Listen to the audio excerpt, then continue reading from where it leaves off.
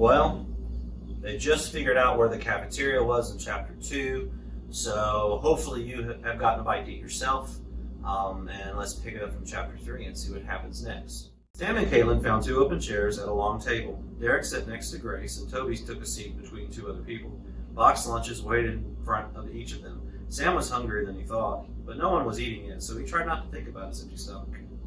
While they waited for the professor to join them, the others introduced themselves. 2 were visiting professors, 3 were college students, and 1 was an archaeologist named Patrick. And the laboratory scientist was named Marcus. Sam felt pretty out of place among all the knowledge and experience in the room, but he reminded himself that it would be a great place to learn. The professor came rushing in and apologized for keeping everyone waiting. Go ahead, dig in, everybody. Sam unpacked a turkey sandwich, an apple, and a bottle of water. Caitlin had already taken a bite of her sandwich. It's good. Sam leaned closer to Caitlin. What do you think those phone calls were about? He asked under his breath. Oh, you mean the professor? Yeah, I've never seen him upset like that. She nodded. I don't know, but Toby and Grace seemed worried. I thought so too. Before Sam considered things any further, the professor walked to the head of the table. I know most of you have already heard this, but since we have new team members this week, I thought it would make sense to share some of the information about our little operation here with them. He placed his laptop on the table next to the blank cable. Toby, could you help me with this? Sure, Doc. Toby connected the cable to the professor's laptop, and an image filled the flat screen monitor on the wall behind him. Who can tell me what this is? Asked the professor. Sam studied the image. It was clearly a map. He could pick out the difference between rivers and other bodies of water from the land. It was somewhere along the coast, but he couldn't quite place it. It's Virginia, right? Asked Derek. Not the Virginia I know, said Caitlin. What happened to Maryland above it? The professor chuckled. Well, it's turned sideways from how we used to looking at things, but it's surprisingly accurate. One of the first maps of Virginia drawn by none other than John Smith. Captain John Smith? Asked Sam. The very one, answered the professor. Just over 400 years ago, in 1606, 104 brave and industrious men and boys headed out from London, England, seeking a new life. Led by Captain Christopher Newport, it took them 6 months to cross the Atlantic. Eventually, after brief stops in the Canary Islands and the West Indies, they reached the mouth of the Chesapeake Bay. They headed 60 miles up the James River to where we're meeting right now. What we know as Jamestown. Right, said Derek. On the Mayflower. We know all about this. Grace laughed. Wrong. The Mayflower landed in Plymouth, Massachusetts, not Virginia. And that was nearly 15 years later. John Smith was one of the colonists who came with Captain Newport on that early voyage to Jamestown. Very true, said the professor. After all those months at sea, the group settled on this stretch of land due to its deep water port and secure vantage point in the river, which allowed them to see any potential attackers. Unfortunately for them, added Toby, it didn't work out as well as they hoped at first. They were quickly attacked by the Powhatan Indians. Many of the settlers perished during the first winter. Gosh, that's terrible, said Sam. He never really thought about how hard it might be to have sailed across the ocean for such a long time, only to reach the new land and die.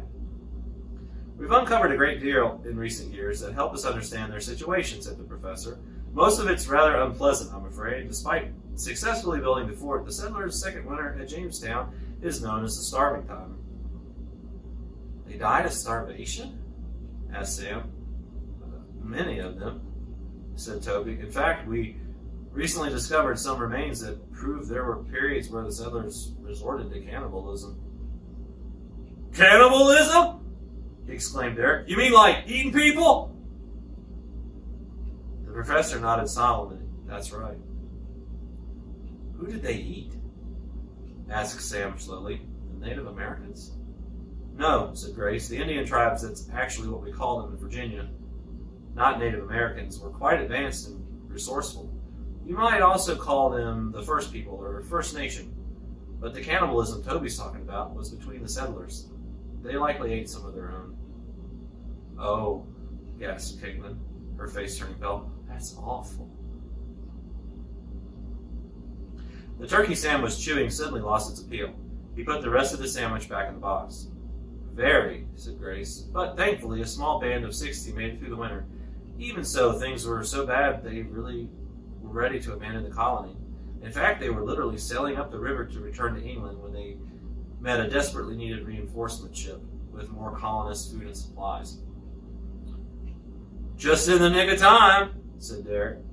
"For some, at least," said the professor. "Too late for many, I'm afraid." "I wonder what would happen if they hadn't met their ship," said Caitlin. "History is filled with what-ifs," said the professor.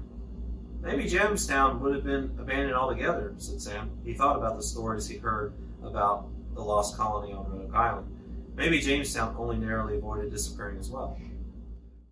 "Fortunately for us, we'll never know," the professor glanced at the clock on the wall. "You'll learn more about that soon enough. I could sit here talking about this all day. But you came here to see history for yourself and to get your hands dirty. Would you like to visit the dig?" "Sweet," said Sam, wadding up his napkin. The professor smiled.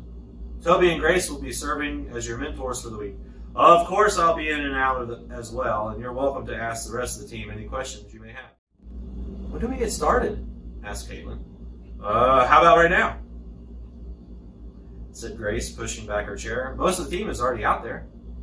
Let's go," Derek said with a grin. "We'll stop by the break room," said Toby. "Each of you will have a pack with some of the basic tools you'll need for the week. Then we're going to head over to the west wall. Might as well get you right to the heart of the action." Sam grinned.